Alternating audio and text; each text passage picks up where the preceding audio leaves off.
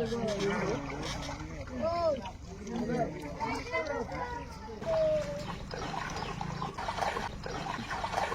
লাগবে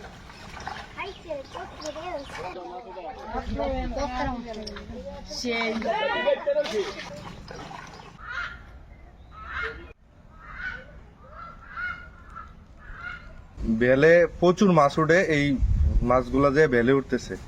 তো এই বেলে এত তরতাজা মাছ দেখা আমরা একটা মাছ নিয়ে আসলাম, আইসা রান্না বান্না করবো, সবাই দেখতে থাকো।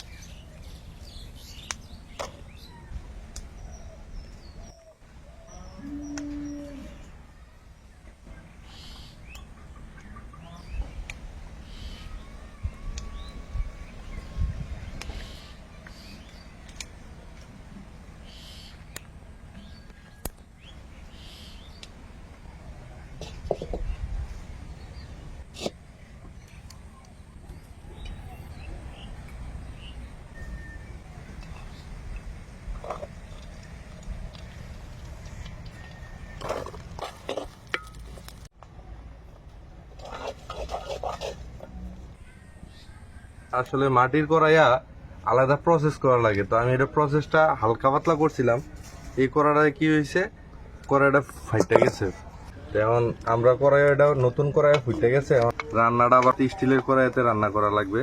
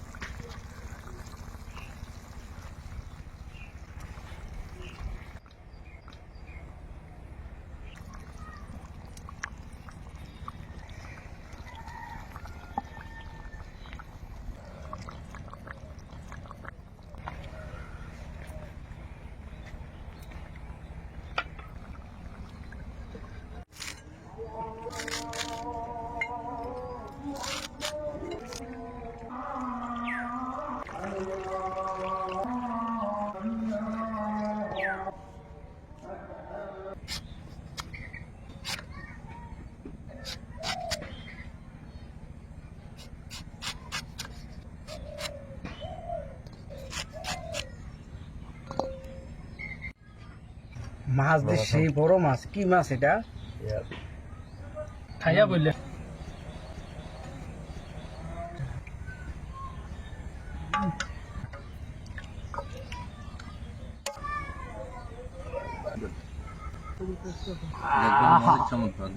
আচ্ছা আচ্ছা, থ্যাংক ইউ থ্যাংক ইউ।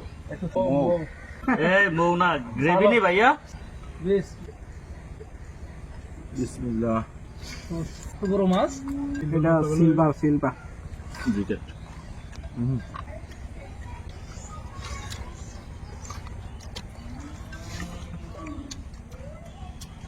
শ্বশুর ভাই খাওয়াইছেন এত বড় মাছের কারি? খাইছি। হ্যাঁ, আমরা তো দেখছি না, অন্তত কইবেন শ্বশুর বাড়ির প্রশংসা। এত বড় খাইতে পার দেখেছেন, এমন স্বাদ হইতো না। যত কথাই কোক না খা, শ্বশুর বাড়ি কোক আর হোটেল কোক, মামুর হাতে রান্না আইয়ে না। এই বরবটির সাথে মাছের স্বাদরা যদি না খায়,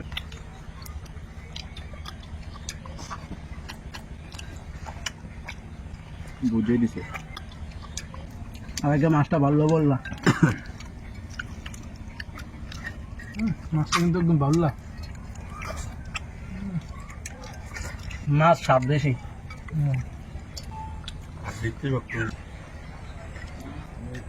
মানে ও একটু মজা হয়েছে, তরকারি শুধু একটু মৌদান হয়েছে। ডেন্ডি আছে না, ডিভের ডেন্ডি, তারা কয় এটা গান, এই জন্যই আমরা ডিভের ডেন্ডির মতো। আর বাংলাদেশের ভাই লিখতে পানি না, সবসময় ছুটতে হয়। চিংড়ি মাছটা মনে হয় বিলের হইতে পারে, কি কর? বিলের আপনার তোমার পুকুরের মাছ এত স্বাদ হয় না, বিলের মাছ তো সারা পায়, অনেক বিশাল এলাকা নিয়ে থাকে, দৌড়াইতে পারে, বেশি খাবার খাইতে পারে, এই জন্য এই মাছগুলো স্বাদ হয় বেশি সুস্বাদু।